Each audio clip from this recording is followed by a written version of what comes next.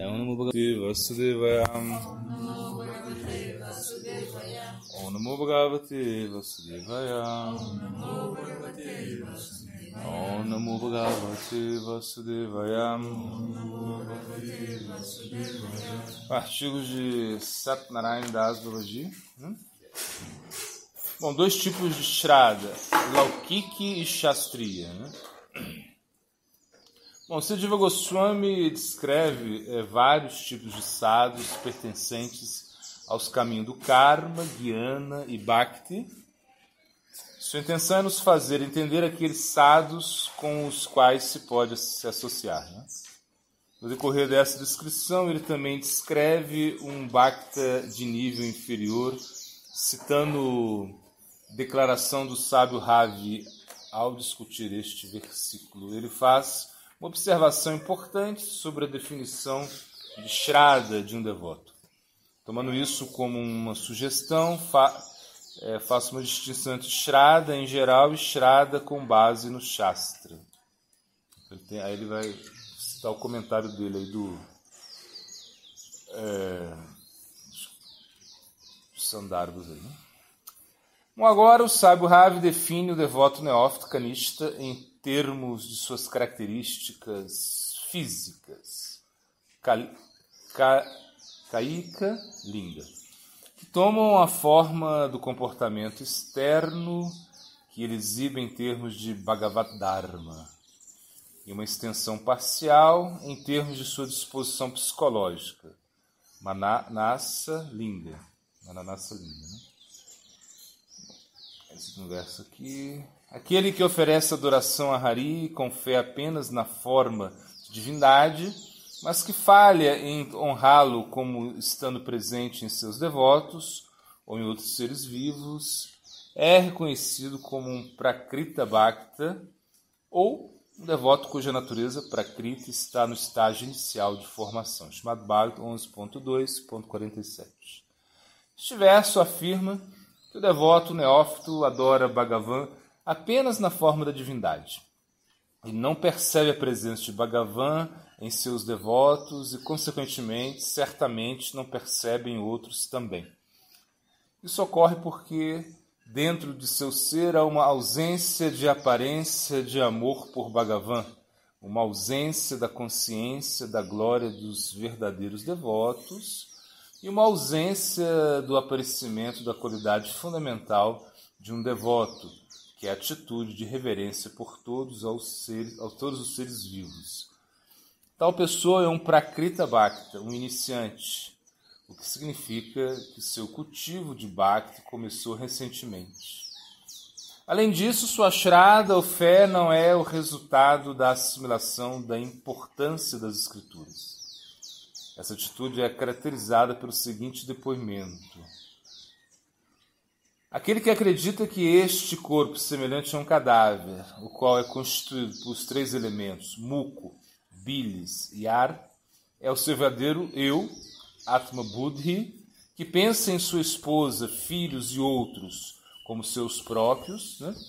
Swadhi, que considera as imagens de barro como objetos de adoração, Lilyadhi, ou que aceita a água de um rio como local de peregrinação, Tirtha Buddhi, mas quem nunca vê aqueles que realizaram o absoluto da mesma maneira, isso é, como seu verdadeiro eu, seu próprio objeto de adoração e seu local sagrado de peregrinação, deve ser considerado um asno entre os animais. Bhagavatam 10.84.13.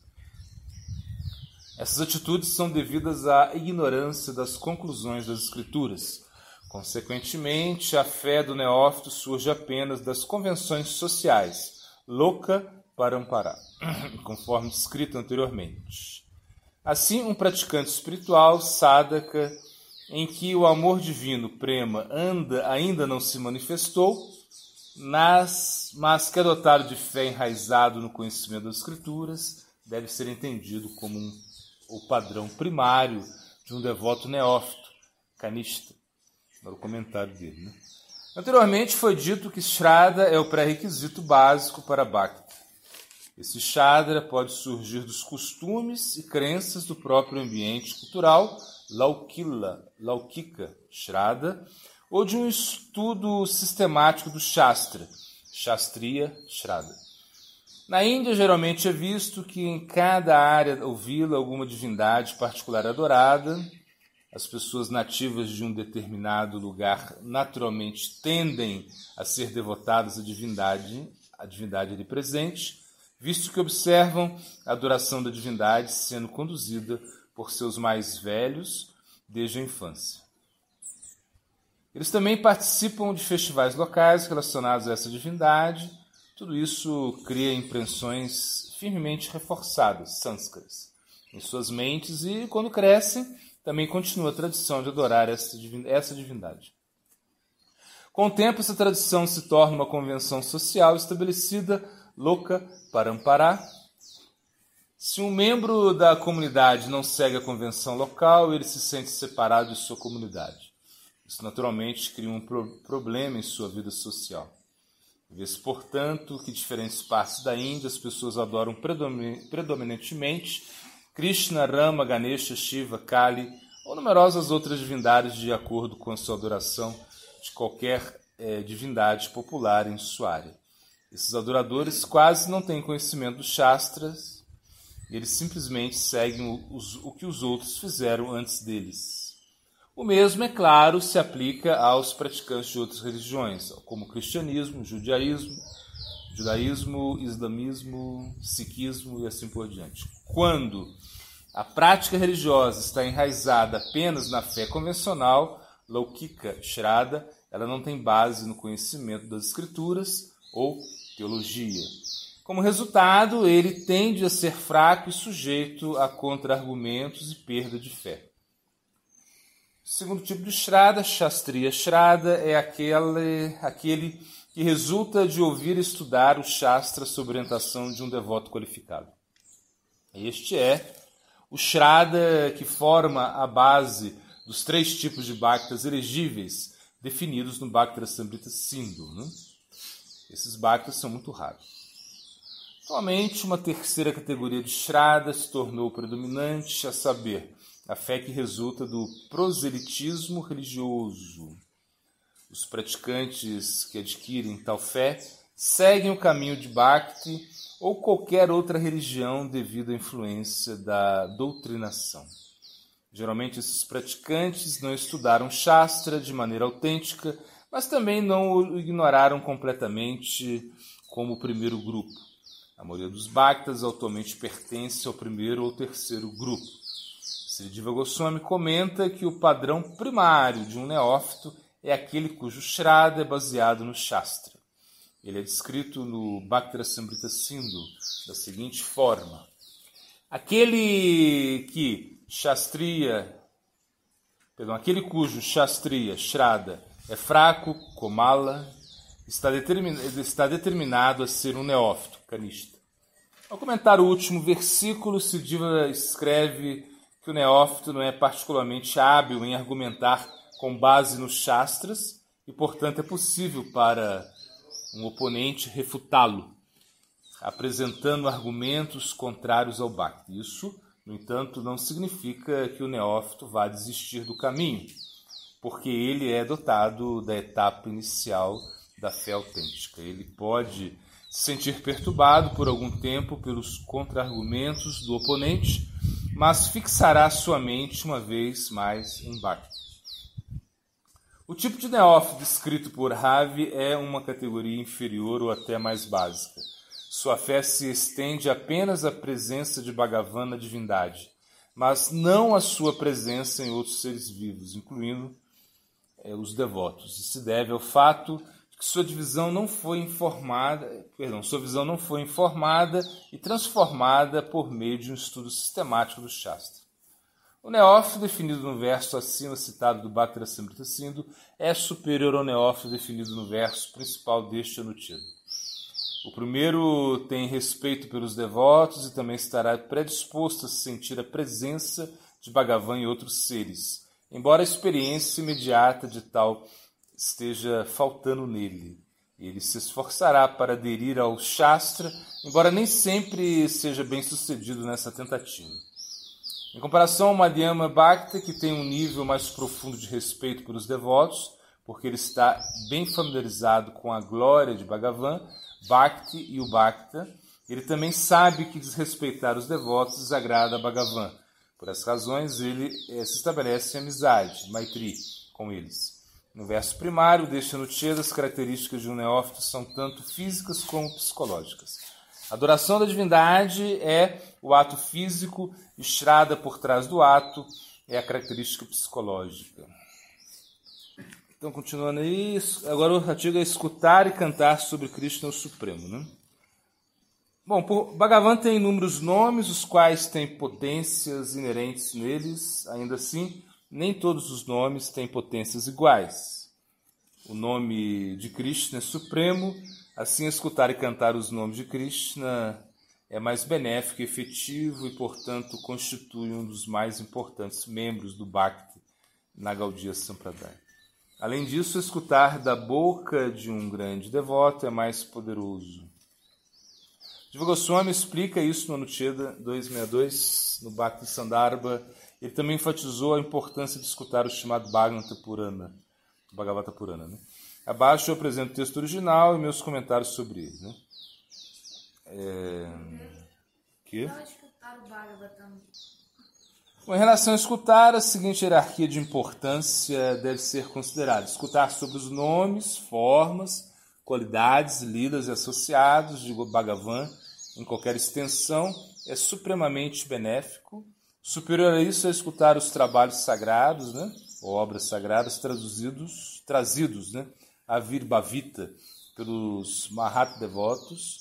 Quando essas composições são então cantadas por um devoto realizado, Mahat Kritya Manam, o benefício é ainda maior.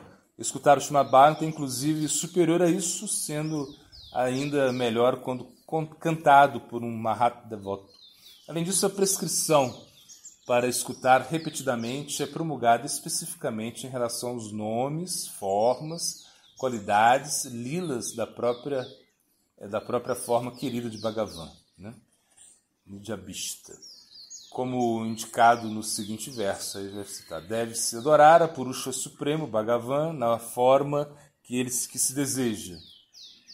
Chamado Bhagavatam 11.3.48.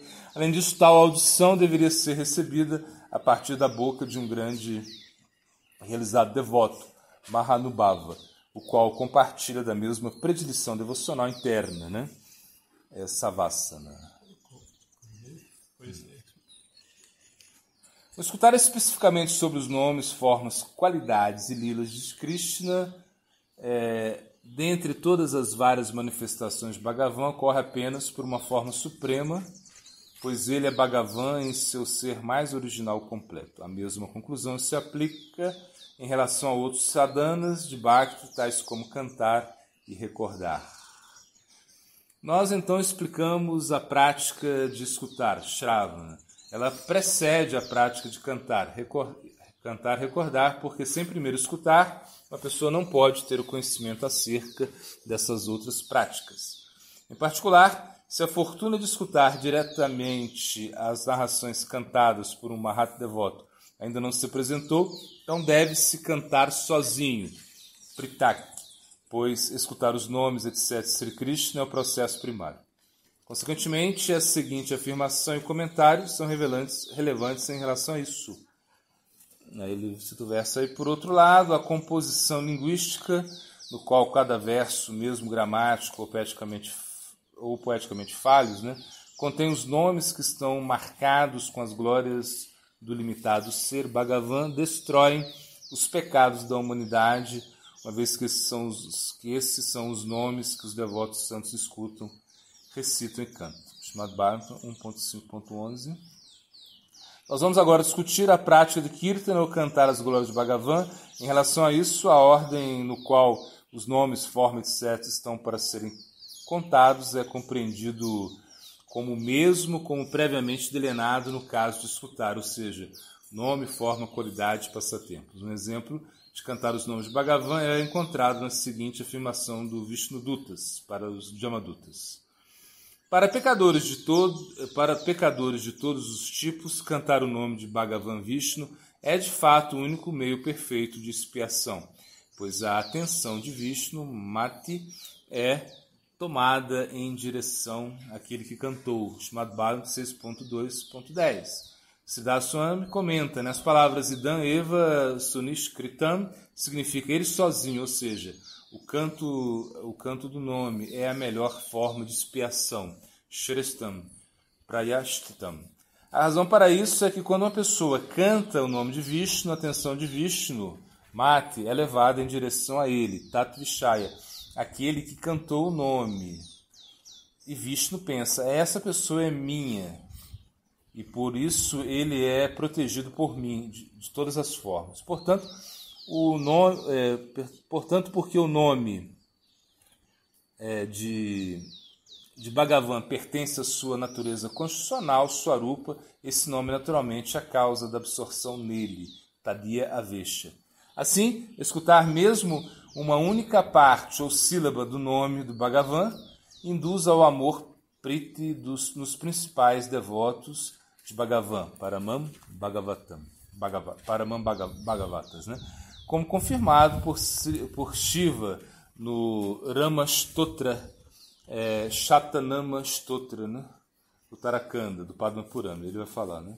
É um verso famoso. Ó deusa, Parvati, né? Sempre que eu escuto qualquer nome começando com a letra R, o amor é despertado em meu coração, pois eu suspeito que ele pode ser os nomes de Rama.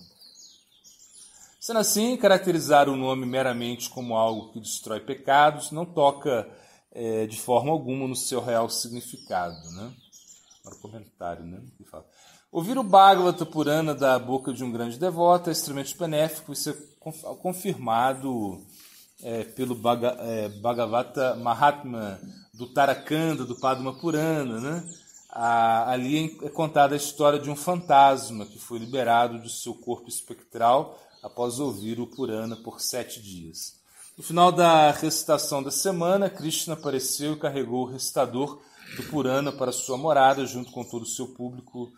O indivíduo materialista é comparável a uma pessoa possuída pelo fantasma dos desejos materiais, Kama. Os versos do Bhagavata Purana agem como um encantamento mágico para exorcizar esse fantasma e conduzir a pessoa à vida saudável de prema. Os nomes de Bhagavan são inúmeros. O praticante deve ouvir e cantar regularmente o nome específico de sua forma querida de Bhagavan. De todos os nomes, Bhagavan Krishna é o mais potente porque ele é o Bhagavan em sua forma mais original e completa. O próprio Krishna proclama, ó Arjuna, de todos os meus nomes, Krishna é o preeminente, né? Citado no Krishna Sandarbha. E como Krishna inclui e contém todas as outras formas de Bhagavan dentro do seu ser essencial, também seu nome incorpora o poder de todos os outros nomes de Bhagavan. Isso está implícito na declaração do Brahmanda Purana.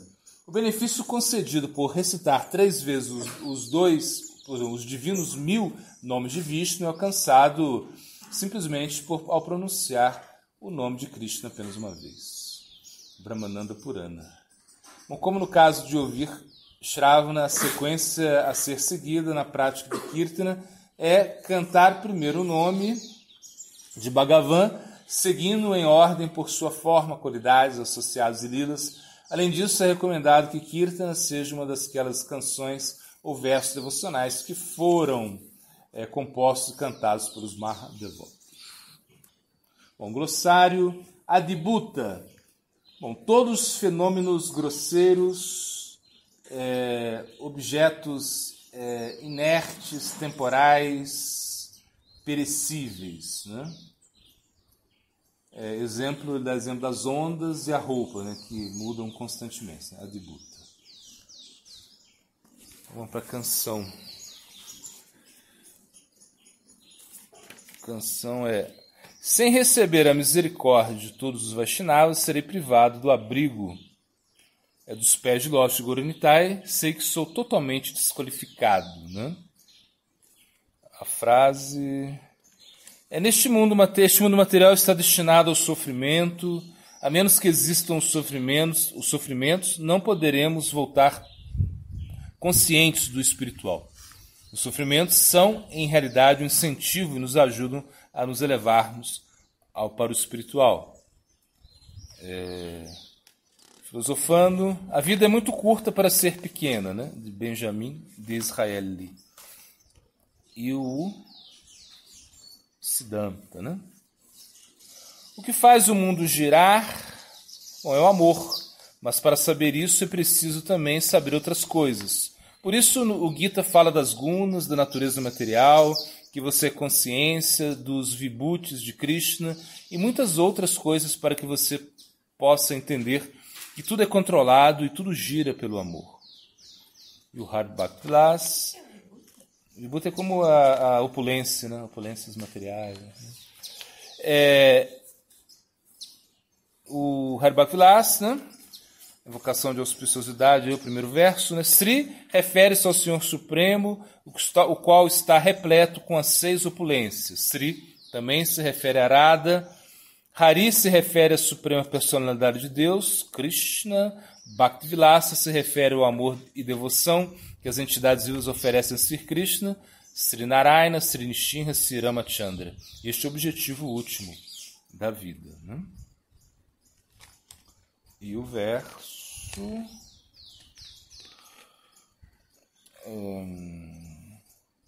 agora é a tradução do verso, né? É que aquele que me deu, né, visão transcendental, vida após vida, né? Esse é o meu Senhor. Né? E os versinhos aí para recordar, até a Hara Prayasascha, para Jopanimagraha, que é os 43, 75, Nityasiddha Krishna Prema, 75, 78, Jognana Sarvesham.